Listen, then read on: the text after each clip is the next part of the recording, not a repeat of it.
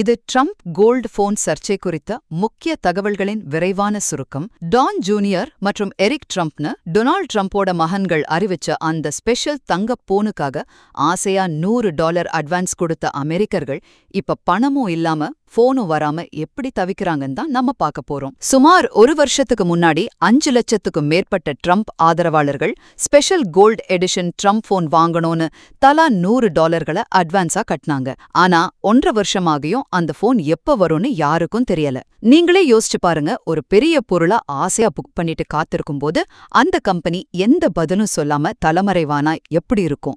மக்கள் கொடுத்த அந்த பிரம்மாண்டமான பணம்லாம் இப்போ எங்கேதான் போச்சு? இரண்டாவதாக, ஃபார்ச்சூன் பத்திரிகையில வந்த அதிர்ச்சிகரமான ஒரு ரிப்போர்ட் பத்தி சொல்லியே ஆகணும். இந்த ட்ரம்ப் மொபைல் வெப்சைட்டோட விதிமுறைகளை, அதாவது டேர்ம்ஸ் அண்ட் கண்டிஷன்ஸை இப்போ சத்தமே இல்லாம மாத்திருக்காங்க. அதன்படி பார்த்தா எதிர்காலத்துல இந்த போன் உருவாக்கப்படாமலே போகக்கூட வாய்ப்பு இருக்கு. பணத்தை வாங்கிட்டு பொருளை தர வேண்டிய அவசியம் இல்லைன்னு இப்படி தங்களுக்கு சாதகமா விதிகளை மாத்துறது அப்பட்டமான மோசடிதானே.